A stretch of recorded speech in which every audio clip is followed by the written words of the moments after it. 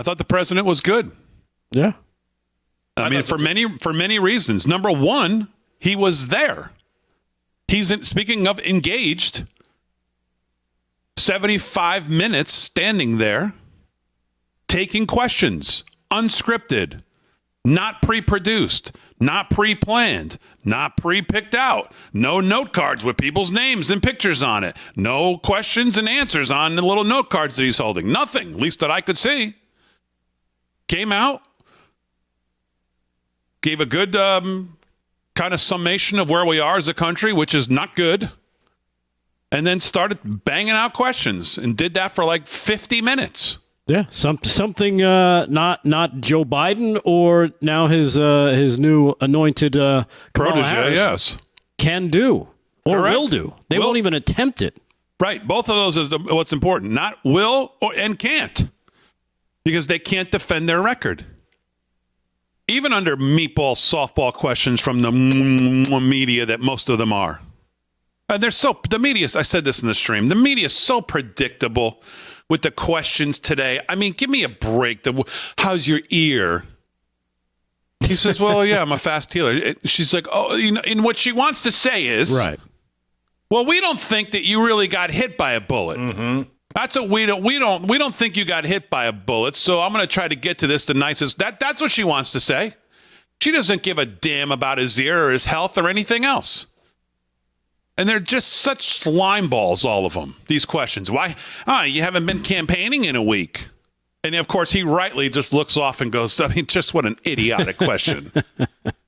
But the ear thing was just a disgrace because it was so obvious what she was going for and what she really wanted to say. But she didn't have the guts to say it. If you're gonna ask that type of question, just go right to it. Right. Just have some you-know-whats and just ask it if you want to be a jerk. Have the courage of your conviction. Did you really get hit by a bullet, sir? Because your ear seems to have improved so quickly. How's your ear? Is it fully recovered? He says, yeah, I'm a fast healer. No scar?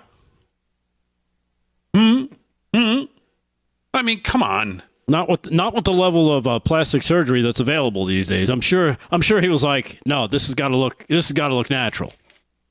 So I mean, they're just so deplorable. I mean, but they applaud a woman who'll walk out of a hospital 12 hours after giving birth to twins and be like, oh my God, she looks great as she walks out of the hospital.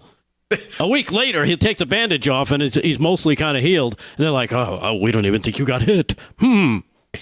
the questioning whether he got shot, but round of applause for Pete Buttigieg and his husband taking a picture here in a hospital with the baby they bought. We got some kids, and we're going to sit here in a hospital. We got a blanket, as though one of us actually gave birth.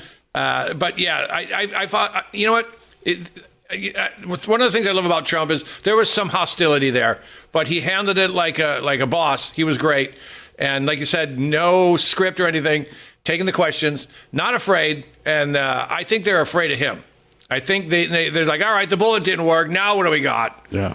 And now it's ballot boxes. Yeah, and we talked about this post. We listened to a little on the stream. We listened to a little of the post press conference blabber on some of it on CNN and other places we were bouncing around listening to. And this girl on CNN says, well, you can see how scared he is. I'm scared. And I'm thinking, how scared he is? What? The hell are you talking about? The guy took a bullet. Yeah. I'm sure 50 minutes of questions really isn't from you scary. Losers doesn't scare him. Well, but that's the way they're going to frame this. That he came out and did this. You know, people were like, well, why is he calling this? And my thing was, well, why not call it? Yeah. Why not make the case? The best thing that came out of today, besides the president's performance, which I thought was fine, was the 3 debates, which she's not going to do, by the way, and that's probably smart on her end because you want her to get into as many unscripted situations as you can, but she's going to commit to at least the one on NBC on the 10th, she said today. The other 2, she's probably not going to commit to, the one on Fox and the one on ABC.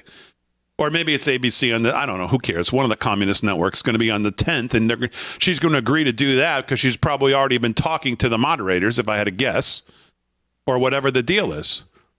But I think the president should do more of what he did today. Call these, because once he's agreed to do these debates, my understanding of this is once you agree to do the debates, If you do these kind of press conferences, the networks that want you for the debate have to cover it. Right.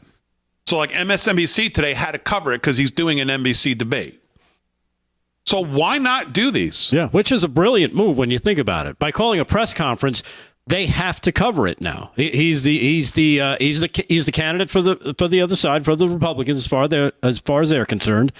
And if they don't cover it, their rival network, CNN's going to cover it, and their people are going to go over there. So they're damned if they do, damned if they don't. Plus, it's Trump. Trump he gets eyeballs and ear holes. People want to see him. People want to hear him. Even the ones that don't like him. It's like that old Howard Stern thing. The people that love him listen an hour and a half. The people that hate him listen for 2.5 hours.